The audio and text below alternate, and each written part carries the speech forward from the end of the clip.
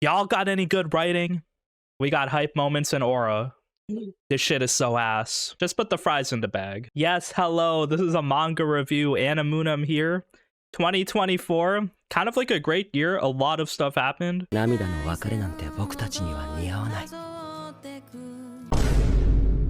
Surprisingly, it might have went on in a blur, but I've been watching a lot of anime. But I've also been reading manga. So Oshi just finished up today. Kind of crazy ending, very rushed. I have to say, I didn't like it that much, but I mean, I'm a big fan of the series. I'm gonna talk about it. That got me thinking. We had so many kind of like big manga endings. My Hero Academia, Jujutsu Kaisen were like the kind of the big two popular shonens. So I'm gonna talk mainly about those three on, you know, which one had the worst ending this year, clickbait. But besides that, you know, let's see what other stuff ended this year. My anime list has like this kind of cool section where you can just like see what. Oh shit, what is that? Haite kudasai takamina-san. Please put them. Okay, never mind. So if you go to the news section, it shows. Scroll down to the manga section. Right here, series end. It'll tell you like kind of like the big stuff that has like an article on what ended this year. So yeah, I looked at this. There's like a good amount. So I haven't read all of them, but a lot of them are like pretty popular. You know, Call of the Night, Land of Illustrious, Bunny Girl Senpai, stuff like that. So yeah, I think this is the first one. Yeah, next page shows November of last year.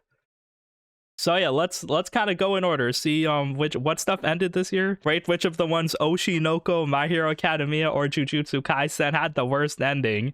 So yeah, I mean, let's look down. Let's start from the beginning. Call of the Night ends January 23. So 200 chapters. I didn't read this. I loved the anime just because the music was good, atmosphere was very nice, the story was very self-inserty, did not like the main character. I wasn't really interested in the supernatural harem shit, but it was fine. You know, what I've been hearing is that, you know, it's like a mid-ending. He probably gets with Nazuna, maybe something happens. Yeah, let's read the comments. Let's see if they. All right, don't judge random forum comments, don't judge Twitter comments on a series, but okay, let's get a gist of it. Met ending, just like the Gashikashi, that's the author's first series. Okay, after that we have Soraiku JK do Hajin Kyoshi. What is this? Failing high school girl and the irresponsible teacher. This looks 100% just like a shoujo romance thing, like with the art style, just like the Giga Chad dude with the mewing streak. Yeah, so we have this guy. I guess he's the teacher. What did people like this? Okay, cool. Looks like a shoujo drama story.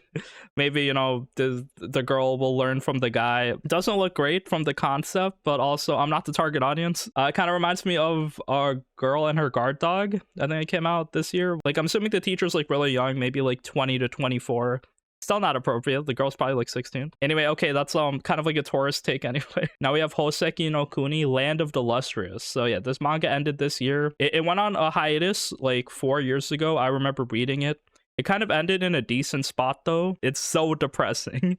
Yeah, like anime watchers know, like if you've seen Fos, they're kind of like making a cool story with all these like kind of cool rock people hanging out, just like chilling in this big forest area. And then we get our main character trying to like develop, be stronger, find purpose. But no, it's a suffering. We don't want her to find purpose, because if she finds purpose, she just like loses parts of herself. And yeah, the story is kind of just about loss. There's kind of like a good bad ending in the sense where it's like, you know, kind of sad. This kind of last few chapters this year is pretty much an epilogue thing. So they already resolved most of the shit like 4 years ago, but here it's kind of like giving Fos some closure. But oh my god, if the author, Ichikawa, she is so good at making you attach at the character, hoping that things get better, and then they just get worse. Highly recommend this one if you've seen the anime. I don't think it's gonna be a season 2, so yeah, this manga is like very nice. There's like 100-ish chapters. Yeah, 108th final chapter. So if you need a new series to read, yeah, this one is like really highly rated. We have Bunny Girl Senpai light novel series ending on the 5th volume. That's crazy, but okay, cool. It probably has a good ending. You know, just like a decent concept, like supernatural harem-ish type of story. It's not really a harem, but yeah, the bunny girl is the winner, it looks like. And yeah, you know, I'm happy for them. Maybe we get more seasons of the anime. I've seen the one with the little sister, I've seen the movie, and I've seen the first season. So yeah, I guess more girls will be out here, but yeah, that's cool. My senpai is annoying. This is a cute one. The anime is very cute, so I assume the manga probably doesn't do anything too offensive, though, so that's cool. Eden Zero ending. That's kind of crazy. I haven't seen the anime anime, but yeah, it's written by the fairy tale guy, Hiro Mashima. So what's funny is that fairy tale finished up, but there's like another fairy tale sequel, the 100-Year Quest or whatever. So yeah, it's kind of crazy that this dude's like working on so much like long running stuff. After that, Nagatoro-san ending. So chapter 154, 7-year run. I mean, Takagi sweeps. So yeah, I mean the same teasing is there. There's a lot of fan service, but like even with all the characters there, Nagatoro and the senpai kind of just like get along. Stop teasing each other, or Nagatoro actually stops abusing him, which is nice. And then they have like a cool relationship dynamic. They get older. But yeah, I mean, very wholesome ending. I think Uzaki ended this year too. I'm not fully sure because I didn't see it on the article. But yeah, that's another one that's like, you know, almost finishing up. My Hero Academia. We'll get to it. We'll get to it, but it did end. So yeah, I mean, memes aside, honestly, not the worst ending. Also, after that, we have Koizuru Asteroid. Yeah, cute girls doing cute things and exploring outer space, like, you know, with their telescope, watching the stars. I saw the first season of the anime. I mean, it's cute. We have My Home Hero ending.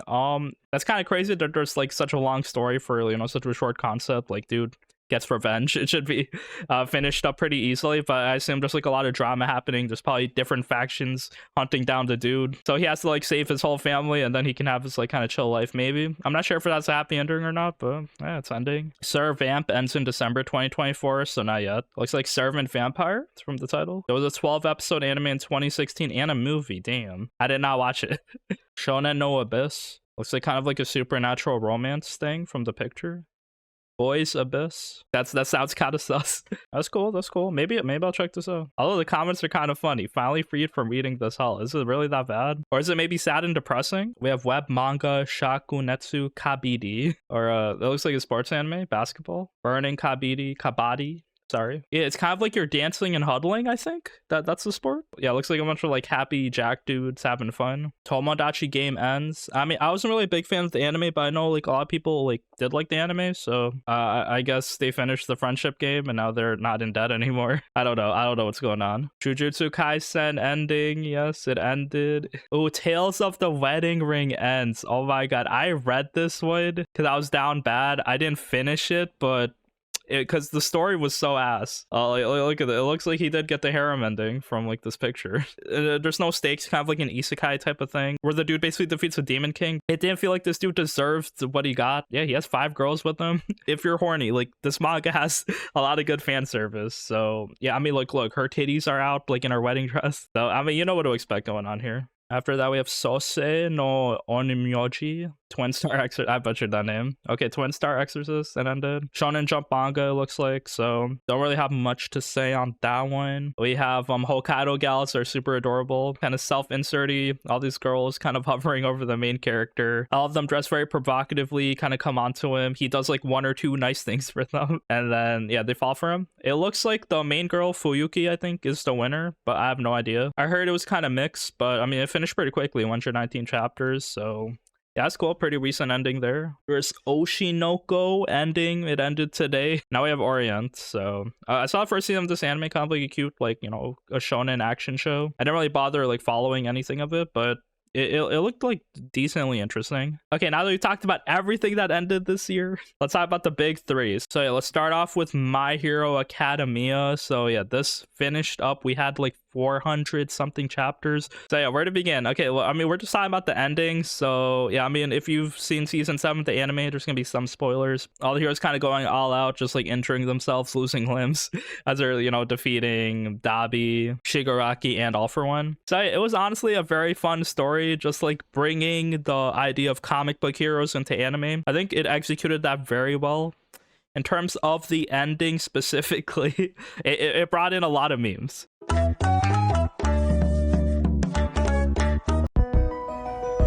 If you don't know, then basically Deku in the last chapter, they speedrun him kind of just like becoming a teacher. And then they mentioned that he hasn't kept up with any of the classmates because they've all been busy. So yeah, that led people to believe that like they ghosted Deku. They have their own group chat 8 years later and are just like living their lives. Maybe they're cucking him. He's like working minimum wage at McDonald's. But no, he's just like a teacher bringing like his knowledge to like, you know, help future generations. That's kind of all he wanted because yeah, he doesn't have a quirk anymore. Like One for All is kind of undeserved anyway, so it's good that it's gone. But the memes that just sprouted from Deku having no powers is kind of sad, honestly. The other thing that's sad is that Uraraka, Horikoshi, he didn't want to pull the trigger on the relationship. He kind of wanted like a safe-ish ending where he doesn't really need to tie up anything. Just like, you know, people graduate school, they beat the villains, and now they're doing their hero jobs. You don't really hear anything about their like kind of personal lives. They're just progressing in their career as heroes. Like that's all we know pretty much. So yeah, the ending was kind of like bare bones. Deku and Uraraka are pretty much just like friends at this point, it seems like. And then, yeah, they gave him like a superhero suit at the end, so now he can like become a hero. Like that was fun, but it could have had more. There was some meat left on the bone for this ending. Honestly, it wasn't as bad. So if I would rate this compared to the other ones on the top 3 worst endings this year, this one would be number 3. Okay, it's not that bad. And now we got the Oshinoko ending. So it kind of ended pretty quick. 166 chapters, and this final arc was just like weekly, just like teasing cliffhangers and everyone just hating on it. That's what it felt like. I know like a lot of people do like it still. It's like pretty popular, but yeah, this final arc, I have to say, it was very rushed, it felt like. So I'll say like they're doing a movie for this final arc to kind of like expose the deadbeat dad that murdered Ai pretty much. So yeah, if they kind of expose him in the movie, then the public opinion will like focus on him. The news will kind of do research on him. Maybe he'll get arrested for his crimes. Fits into with the theme of the story where like the movie is related to the entertainment industry. They can hire all the kind of regular cast members. So there was like a lot of like funny moments as well that were like kind of memed on. One was that like Ruby plays as her mother Ai in the movie, and Aqua plays as the father. So there was like a kissing scene between them. So that was kind of funny, but it didn't really lead to anything. But we know like Ruby's kind of attracted to Aqua because like she knows his identity as like the kind of like dead doctor. I mean, I think it's too late for a spoiler alert, but basically Aqua dies. So he died like last week in the other chapter, but basically he died by stabbing himself and then pushing his father off a cliff. So they both kind of die at the same time, and it kind of looks like Aqua got murdered instead of him like killing himself, and then in a struggle that they both died. So this was the best solution he came up with, because if the father was still alive, then he would like kind of still harass Ruby. It wouldn't be like safe for her. So he wanted to protect Ruby. That's what I got from this ending, is that like everything is just to protect Ruby. So I think like people didn't like that because it felt like Ruby being like a super idol, it felt like an important thing, but it didn't feel like the main thing. But here in this ending, when Aqua sacrificed himself, that's the main thing. He sacrificed himself so Ruby can be like an idol like peacefully. Even though she's by herself, she can like safely live out her dreams and be Komachi. Yeah, problem is Kana is lonely. She's by herself. Her story doesn't really mean much anymore. Akane is always a plot device. She's always gonna be, but here, like, she didn't really contribute at all. At the end, she's just here to be like, oh, I knew it. So yeah, these kind of side characters don't have any purpose anymore because of this ending. So yeah, it's kind of like bittersweet there. I mean, it's supposed to be like a sad, bittersweet ending where people are still hopeful, they're living their lives, even though like the main character died. But yeah, I didn't like it. It just felt like it was rushed. Maybe if there was like another arc, or maybe if like Aqua didn't kill himself, it would be a bit better. But yeah, just like kind of a rushed ending, and like the chapters before this didn't help because there was just like cliffhangers every week that didn't really make too much sense. So yeah, a lot of people are kind of like impatient with this ending, and now that we got it, it doesn't really feel that satisfying. So yeah, that's my opinion on the Oshinoko ending. And also, yeah, I'd love to hear your opinions because I still love the series. It's nice, you know, the anime also enhances it. Season 2 is beautiful. We had it recently. So yeah, with that being said, I'll put it in second place on the worst endings of 2024 because we have one more to talk about after. Jujutsu Kaisen. So yeah, we end this here after a lot of chapters. 271. Yeah, so 236 was the Gojo one, the Gojo fight. After that kind of went downhill. It was kind of going downhill far before that though. I kept up with Jujutsu Kaisen a lot. Like the anime enhanced it as well. Anime is very popular, but the manga was just like followed so much. Everyone and their mothers were reading the leaks, and then it was like a whole like thing. Like the leaker, the actual account on Twitter, on X, is like top 5 most traffic at one point a few months ago. Yeah, I have a lot to talk about. So okay, first, it was a rushed ending. It looked like the author Gage, he was burnt out. That's what it felt like for me. I don't know. That's probably like a common thing though for like, you know, long running series. You know, Togashi with the back problems, Hunter x Hunter going on. We got you know, Mura from Berserk, rest in peace. And it basically every Shonen Jump manga series you can think of, it's all like done with overwork. Just like hardworking people, like they love their craft, but yeah, you do get burnt out sometimes. That's what it felt like here. Anyway, yeah, you probably know the Shibuya incident. After that, you get the Calling Games. Calling Games I thought was really good. One thing I do love about Jujutsu Kaisen is that they have a big cast of characters and they give everyone an organic fight to have to like either give development or just, you know, build hype. Calling Games kind of went strong with like, you know, Maki doing her thing, Megami having a cool fight, Yuji having a cool fight with the Judge Man, and then Yuta having this insane fight with 3 people. There was still like some solid moments. Hakari there as well. And you kind of get to a point where you see like a big shift happen, where it's like the story seems a bit aimless. So that happens when Yuki, the special great sorcerer, fights with Kenjaku, the brain guy. So this fight was nice, you know, like nothing wrong with it. You could see that the villain had a bit of plot armor, like he's fighting 1v2, but then the heroes are kind of nerfing themselves for some reason. And then after that, like Yuki dies. Kind of like led to a spiral where like stuff got dropped. It was like the US Army that sucked. There was Angel, a character that like did one thing. None of the characters really get development anymore. Nothing gets brought up. And then yeah, just felt rushed. The Gojo Sukuna fight was also like it was okay. I thought I didn't think it was like the best fight ever. It was decent, but then yeah, it ended in like the worst way possible. And then just like the Sukuna gauntlet. Yeah, every week it was just like so funny. Just like new characters fighting Sukuna. Who's gonna come in? It's the heart nipple guy. It's Miguel, yo. And it's Kusakabe, the first great sorcerer. Oh my god. Yuji couldn't even beat Sukuna 1v1. He needed his friends Megami and Novara to help him. So yeah, just like hype moments in aura. The manga, the story like went down in quality a lot because I thought the story of Jujutsu Kaisen was decent. And then yeah, after like the Yuki fight, just like it kind of went aimless. And then I mean, I guess one thing, there was like a happy-ish ending. The characters survived, so that's cool. But besides that, yeah, like the story kind of fell off a cliff. And then like if it does get animated, the Calling Games are going to be good. You know, anime does like warm people up a lot more. I've seen from like, you know, the Attack on Titan manga ending, which was like a dumpster fire. The anime did kind of like do a good job kind of portraying the story in a good emotional way, so didn't really feel like you were kind of cheated out of an ending. But yeah, you know, Jujutsu Kaisen finished up.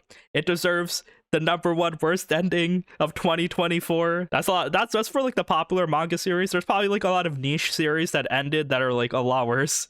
But yeah, I mean, these ones like very hype. And even though like the endings were quote unquote bad, they finish. I'm sad. I don't know what I'm gonna do anymore. But yeah, just had a fun time reading manga this year. Just like when Oshinoko finished up, I just realized, wow, so much shit ended this year. So yeah, that's my opinions on the manga of 2024. Let me know, did I miss a thing? Are you reading anything cool?